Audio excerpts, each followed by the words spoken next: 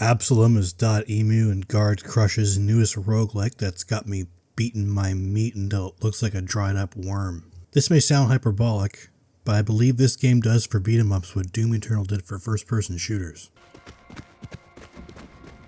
Make their sacrifice count. In the world of Talum, an overzealous group of wizards try to create a spell that could get them a hot goth GF, but end up blowing up the place like my mom blew my college fund on big floppy dildos. I wasn't going to college anyway, I can't even read.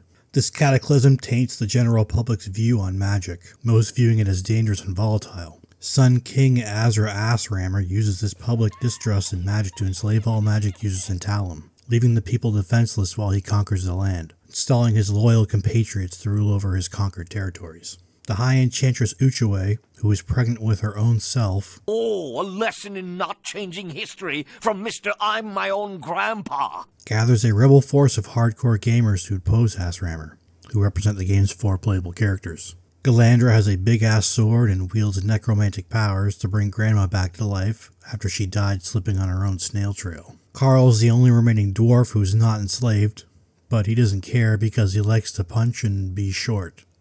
And he's all out of short. Your loyalty is commendable.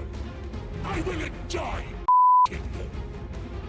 Cider is half human, half mechanical construct and elite hacker, who fights with forearm blades and cool acrobatic moves, as well as other mechanical implements. And lastly, there's Brome, Frog. What the hell? If you've played Streets of Rage 4, Absolum will feel familiar to you, but with many refinements. Every character has a unique moveset and spells, as well as specific characteristics. For example, Galandra has more range than Carl with her broadsword, but Carl is much shorter, so he doesn't have to bend down as far to pick up his Magnum Dong. Basic controls are universal among characters. Matching attack results in an auto combo string. You have a skill as well as a special ability that is activated by spending mana, with a slot for a second one unlocked as you progress. Eventually you'll unlock an ultimate ability, which adds even more variety to your moveset. For defense you have a dodge either up or down, a parry if you dodge into an enemy's attack with proper timing, and a clash when you and an enemy strike each other at the same time. If you approach an enemy from behind, you can swipe your nose between their ass cheeks. Bummer.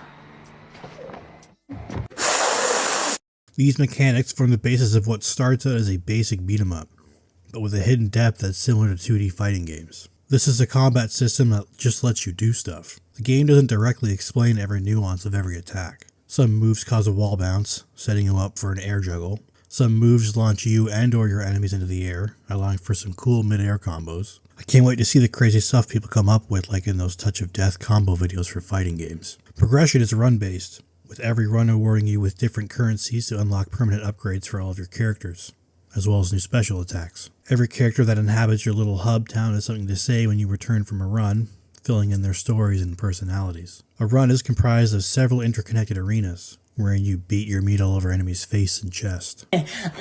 Every few rooms are rewarded with rituals, which empower your different moves with elemental properties, forming your build for the run. There's some that lift your enemies into the air in a water bubble. One causes your basic attack to build an electric charge that explodes into chain lightning when filled, and another that summons undead minions to fight for you. There are tons more to mess around with. You'll occasionally come across intertwining paths that allow you to pick which direction you head in. This gives you a little choice in how your run goes, which boss path you want to take. There's also a good amount of side quests you can pick up, so you can take the path that takes you to furthering your progress on those if you choose. There are a few rest spots and towns between the areas that let you recover some health and buy items with the gold you find in your travels. We also finally have a game that values couch co-op, something you don't see very often these days. If your friends are like mine and pretend to be dead when you try to talk to them, there's online co-op as well, and you aren't locked out of progressing your own game if you join a host. Supermonk is back at it again with some excellent art and animation. The entire world has this very high detailed, hand-drawn, painterly look.